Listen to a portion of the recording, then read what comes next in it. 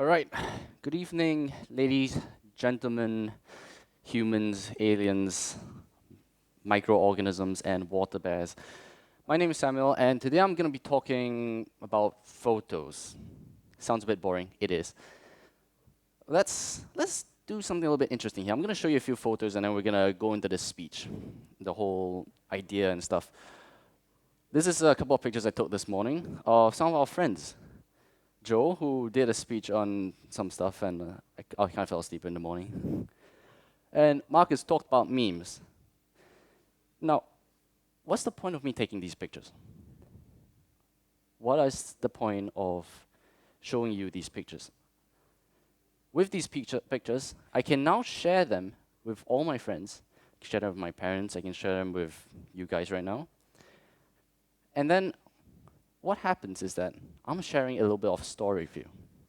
I'm sharing the part of, TEDx 2017 with every single one of you. And everyone outside of this, I can tell them that, oh, we came here and this is what we did.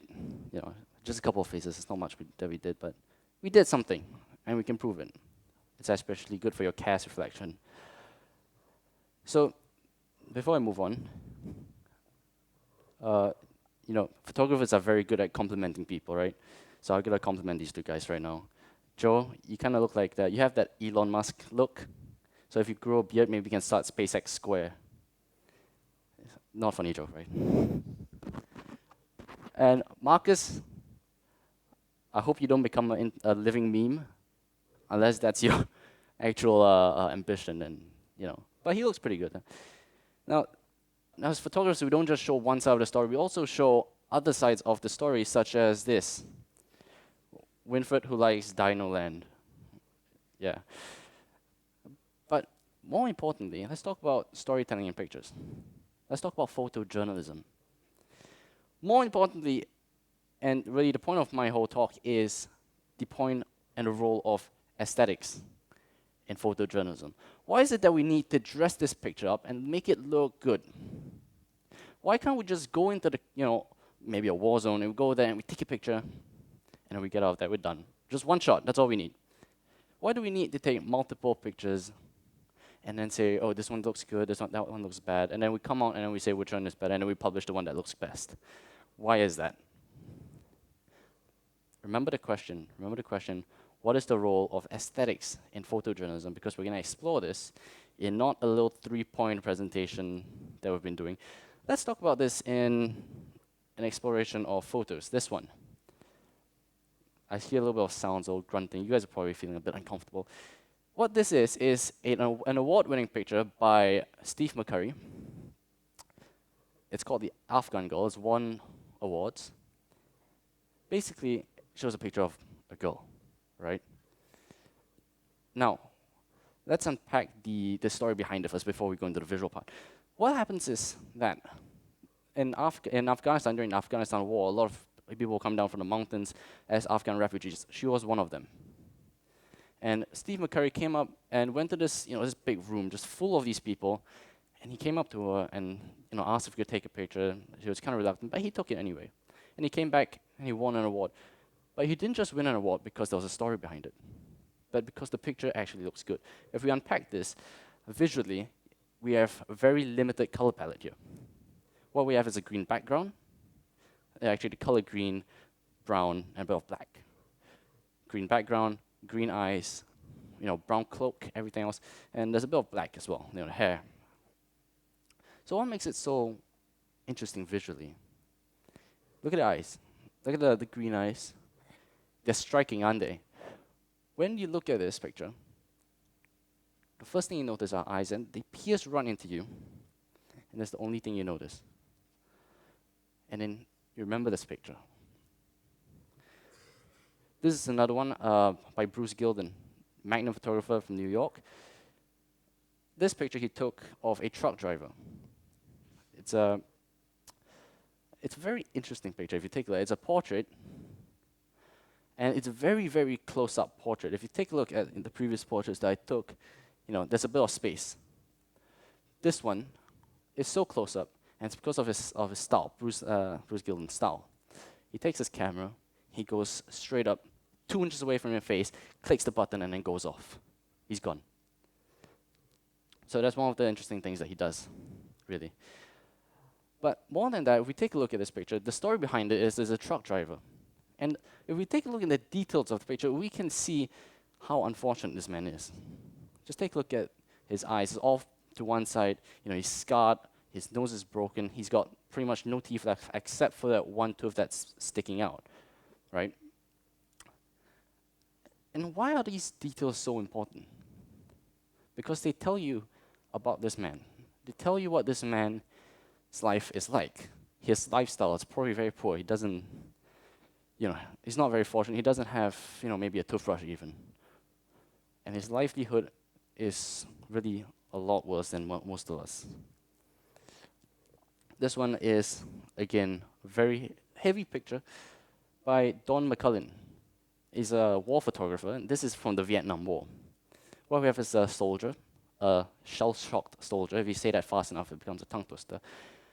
And the first thing you notice when you look at him is his eyes. Look at his eyes, and they strike you, and they're just void of life. There's nothing there,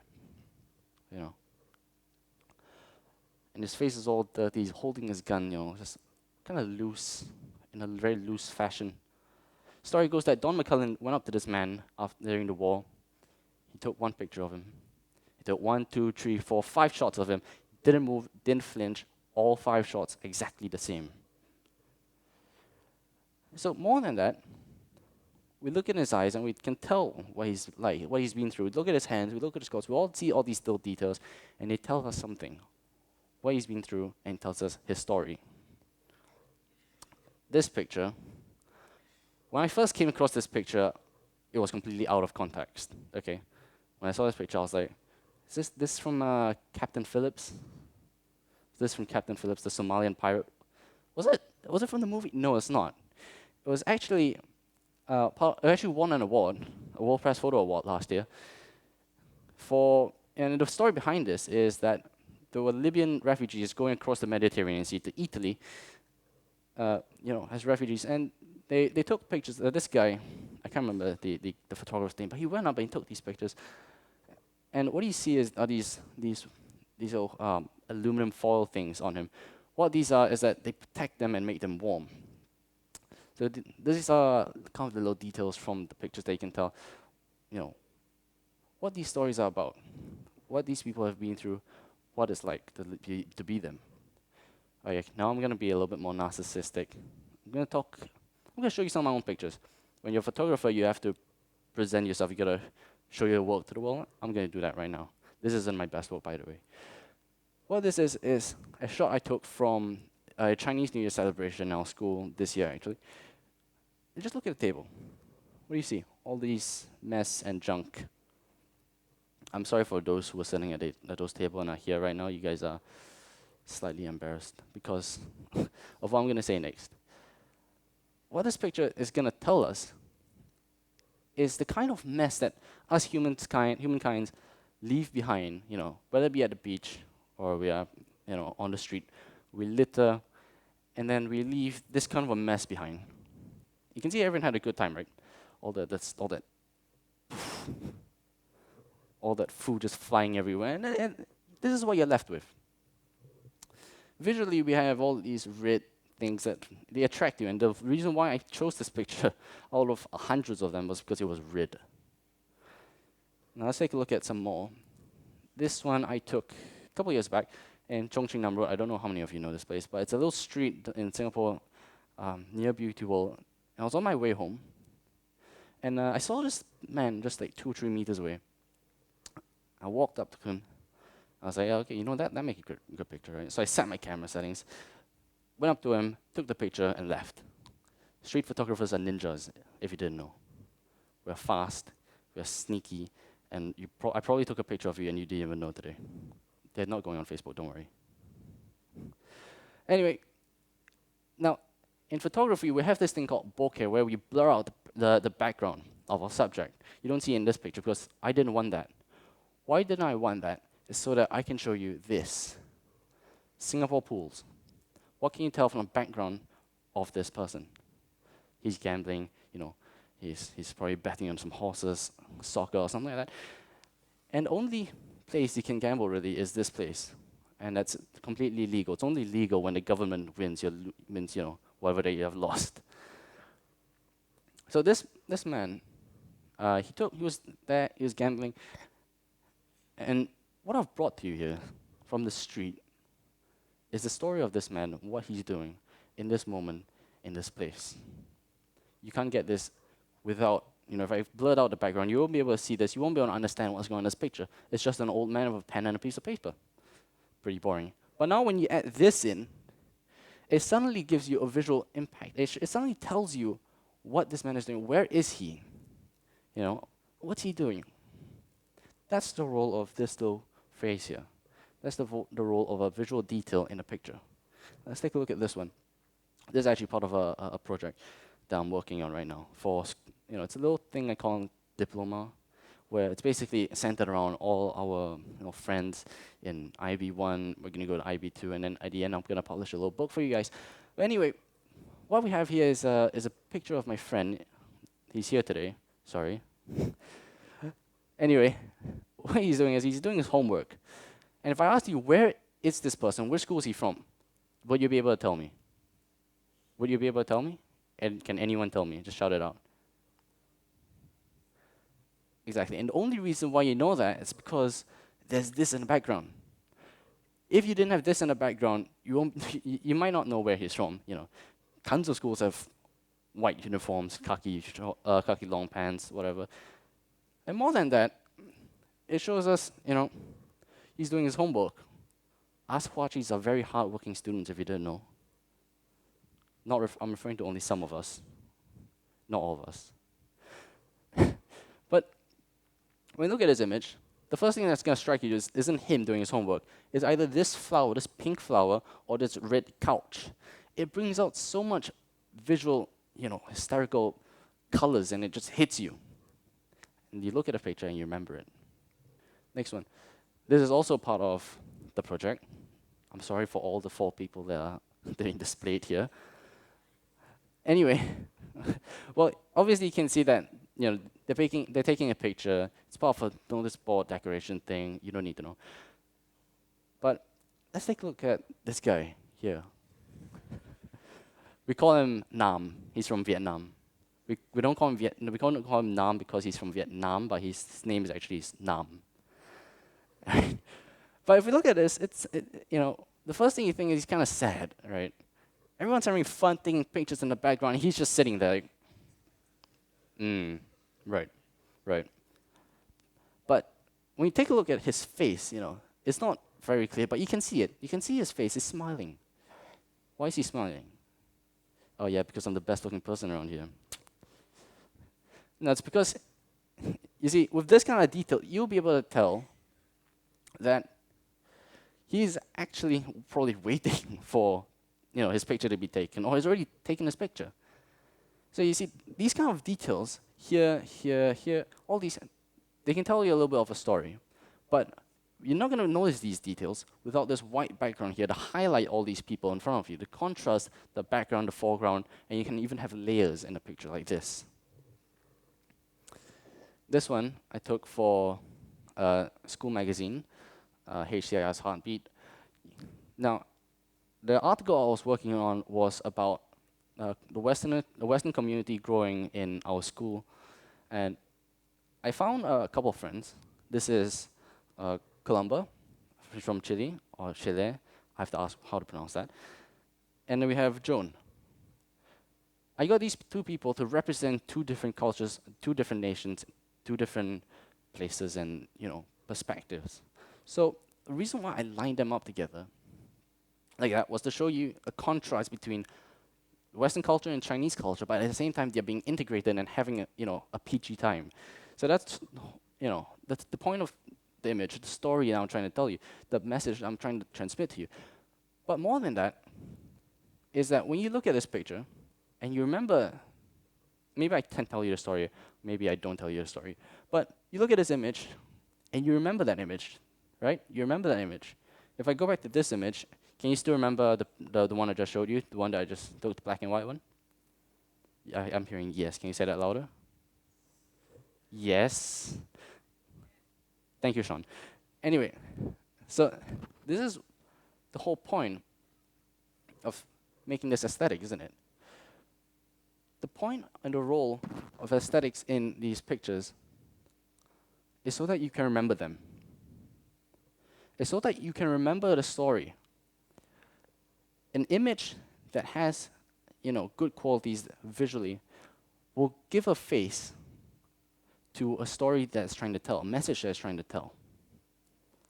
To give you a little analogy, once I was talking to my friend, he was like, "Oh, I just met this girl and I kind of like her." I was like, "Oh, why do you like this girl?" He showed me this picture and it's like, "She's got personality." It's like, "Yeah, by personality you mean a very large chest? Is that what you mean?" I say, "No, no, no, no. Like I actually talked to her, you know, and then when I talked to her, and I found that she's smart. She's doing good in school. She's done charity work, so she's not selfish, you know." So I asked him, "So why is it that you went to talk to her in the first place?" Because she looked good. Yeah, personality, right? So you see, this illustrates my point. Why do we need aesthetics? Why do we need to make our pictures look good? It's so that you can remember the story, not just remember the story, but in fact, when you look at it, you will think to go and look for the story behind this image. Especially in nowadays world, when so many people are becoming adverse to reading. Same goes for me sometimes. And then what happens is, we go into social media, and the reason why Facebook is declining is because you go onto Facebook and then you scroll through, your feed, and you barely read half a post, you click like. But on Instagram, Snapchat, what do you have? You have this instant picture, you have this instant gratification. You see the picture, click like, and then that's it. You don't have to read anything, and you don't get any other detail besides the picture. Which is what makes our, whole, our role as a photographer so much more important in trying to tell you a story with the image, but more than that, to make this image impactful, so that it sticks in your mind, so that you can remember this image better. So that when you scroll through your Instagram feed and you see all these pictures, and there's a story behind it, but you don't know. You just look at it and then like, yeah, they went to a party last night. I wasn't there. Why didn't you invite me? I'm lonely. And then you realize that the only reason why you're going to remember that is because it looks good. If it's an ugly image, you just go, yep, like, next. Which happens to a lot of, our photos on Instagram. I do that sometimes. I just look and like, next. It's like Tinder. You know what I mean? It's almost like Tinder. You see the picture, you think, the person looks good. You click like, if not, you swipe left or right, I don't know. But that's the point and the role of aesthetics and why we need to make our pictures look good. It's so that you can remember the story. Because just like Andy Warhol once said, I don't read. I just look at pictures. It's so much more true nowadays with this in nowadays culture. So next time you look at a picture, next time you see a picture, ask yourself 2 questions. Does it look good? Why does it look good? There's 2 questions already, but let's make that 3. And is there a story behind this picture? Is there a reason why the photographer or the whoever decided to make this picture look good? Ask yourself those questions. Thank you very much.